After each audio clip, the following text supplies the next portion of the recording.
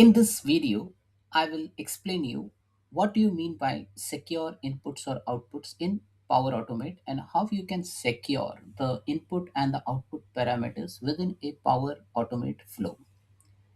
Now, this feature is basically used to protect sensitive data like the password, secrets, personal identifiable information, keys, etc. Anything which you want to secure, you can secure using secure input or output. Now it can be anything, it need not be out of this four, it can be any personal information which you want to maybe hide in the Power Automate flow. Now it hides the information from the flow run history as well. So it provides security at an action level. Now, why would you use this? Now, say take for example, if you are performing any operations which involves usage of secrets or personal identifiable information in your Power Automate flow. So take for example, if you're scanning a identity document. Now, once you scan an identity document, you will extract the information from the identity document, which will have a PII or personal identifiable information. Now, all good, this application working fine. Maybe this flow might throw an error after maybe 2 years. Now, who will look into the flow? IT admin. Now, IT admin, once or she troubleshoots that particular flow, he or she may look into each and every aspect of the action and then try to see what is the input, what is the output, and try to troubleshoot that. Now, at that point of time, if you don't want this information to be accidentally revealed to that particular IT admin, then you can use this feature. So that's one use case. Now, similarly, it can be used for other purposes as well.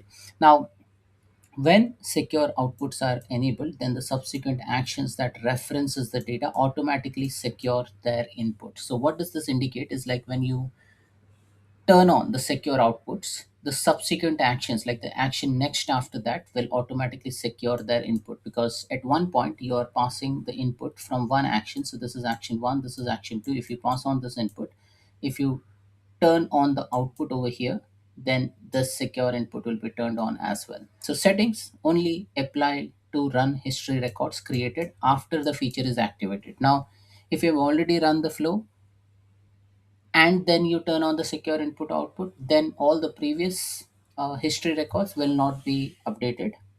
You will only secure the flow from that point onwards. So once you turn that on, then only that feature will be enabled. All right, so how do you turn this on? You go into any of the action and then you turn on the secure input, secure outputs, and then you will see a padlock icon against that particular action. So as you see over here, you can see the secure input, secure output, you see a padlock icon. Once you run the flow and then once you view the information, you will see the input as content not shown due to security configuration. And that's it. So simple concept. I have a Power Automate flow over here. So what we are going to do, we are going to maybe just use some action over here. So let me see if I have any action. Maybe I'll have some text. Okay, so I have a text which will basically maybe translate the language. So let me see if I have something of translating the language. So I have this translate text. So I will pass on the language as an input parameter. So let me remove the input parameter. I will add a input parameter. So this is the language.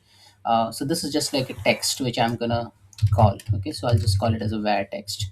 This I'm gonna pass it to translate text. Now text will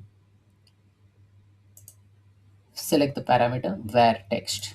Okay, and maybe next action would be maybe a compose action. So I'll just add compose action, and then maybe I can add another compose action. So I'm just creating some simple flow which will have say four different actions. Now all these parameters are not secured as of now. So here I will just say translated text, and here maybe I will just say detected language.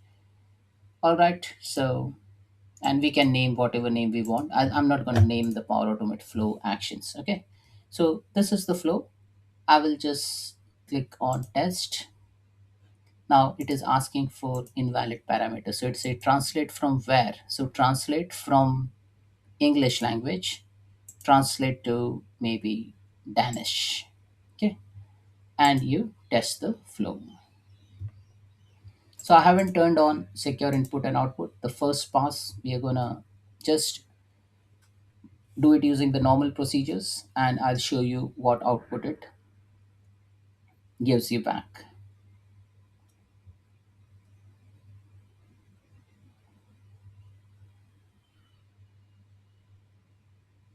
All right, so now the flow is currently running. You just need to give some information. So I'll just say, good morning, welcome to Brisbane.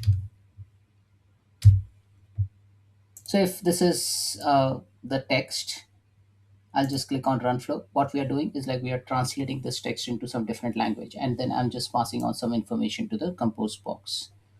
This flow might take 3 4 seconds to run. Once it runs, I'll see manually trigger a flow. I can see the input. So if you see the input, you see this input, you see the output, right? Translate text, you will see this is the input which we have passed. Good morning, welcome to Brisbane. Show raw output. Here you will see a set of JSON. It is a success. And here you will see the equivalent Danish text. Okay.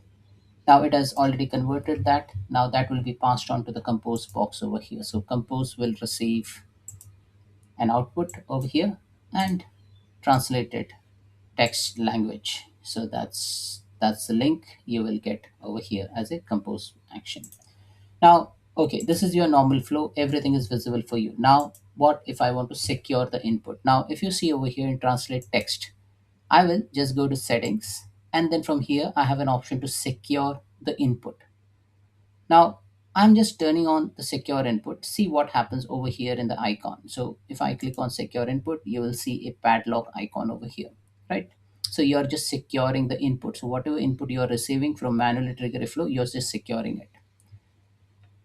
Now, if I turn on this secure output,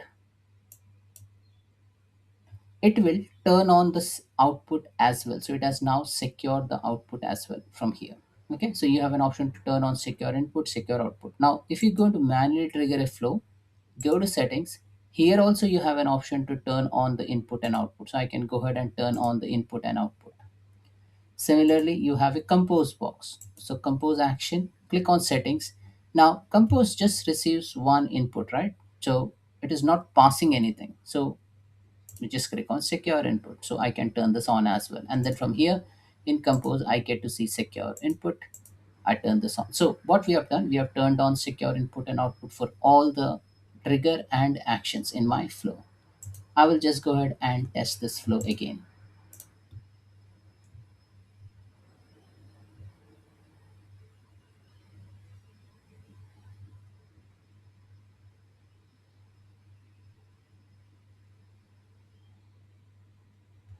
And you again give some text. So I'll just say hello world.